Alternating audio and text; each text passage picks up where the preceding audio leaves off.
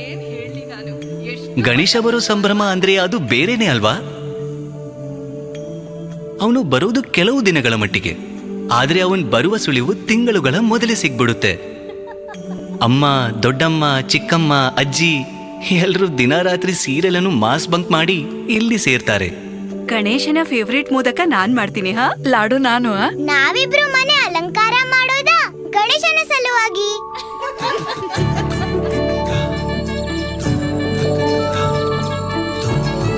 ಓಹೋ, ಚೆನ್ನಾಗ್ ಕಾಣಿಸ್ತಿದ್ದೀರಿ ಎಲ್ರು. ಪೂಜೆಯ ಸಾಮಾನು ಸದಾ ಬೇಗ ಮಾಡಪ್ಪ. ಎಲ್ಲ ತಗೊಂಡಾಯ್ತಾ? ಆಯ್ತಲ್ಲ ಎಲ್ಲ ತಯಾರಿ? ಪ್ರಸಾದ ಎಲ್ಲಿದೆ ಸದಾ? ಪ್ರಸಾದ ಆಹಾ, ಗರಿಕೆ ಎಣ್ಸಿದ್ಯಲ್ಲ? ಹೌದು. ಬೇಗ ನಡೀರಿ, ಗಣೇಶನ ತರೋ ಟೈಮ್ ಆಯ್ತು. ಹಾ ಹೌದಪ್ಪ, ನಡೀರಿ. ಗಣೇಶ ತಾನ್ ಬರುವುದು ಇಲಿಮಿಲಾದ್ರೂ ಅವನಂತರೋದಕ್ಕೆ ಇವರೆಲ್ಲ ಕುದುರೆ ಮೇಲೆ ಸವಾರಿ ಮಾಡ್ತಾರೆ.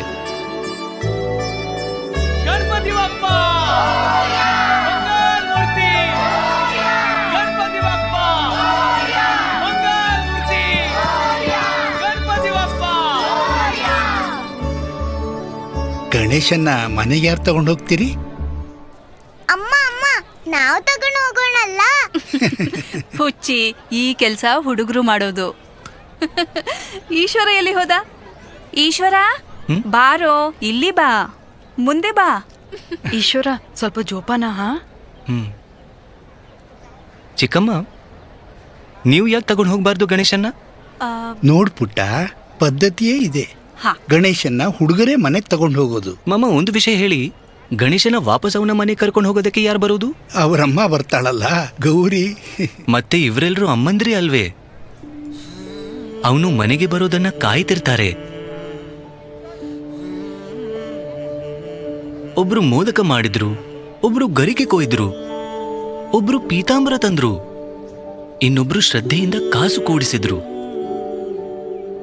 ಅದಕ್ಕೆ ಈ ವರ್ಷ ಗಣೇಶ ಬರೋದು ಅಮ್ಮನ ಜೊತೆ, ಹೋಗೋದು ಅಮ್ಮನ ಜೊತೆ. ಆದ್ರೆ ರಿವಾಜು. ಚಿಕ್ಕಮ್ಮ, ಹೇಗಿದ್ರು ನಾವು ಯಾವುದೇ ಹೊಸ ಕೆಲಸ ಶುರು ಮಾಡೋದು ಗಣೇಶನ ಆಶೀರ್ವಾದದಿಂದಲೇ ಅಲ್ವೇ? ಈ ವರ್ಷ ಈ ಹೊಸ ರಿವಾಜು ಗಣೇಶನ ಆಶೀರ್ವಾದದಿಂದಲೇ ಶುರುವಾಗ್ಲಿ ಬಿಡಿ. ಮನದೊಳು ಗಣಪತಿಗೆ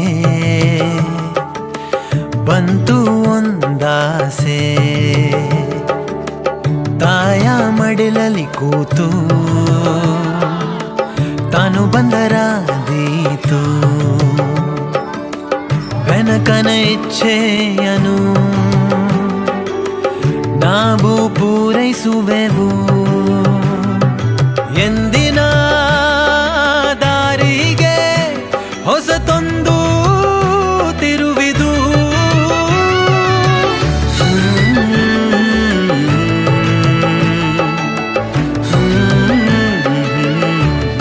ಬೇರೆಯವರ ಖುಷಿಯಲ್ಲಿ ತಮ್ಮ ಖುಷಿಯನ್ನು ಕಂಡುಕೊಳ್ಳುವವರೇ ಜೀನಿಯಸ್. ಪಾರ್ಲೆ ಜಿ ಅಂದ್ರೆ ಜೀನಿಯಸ್.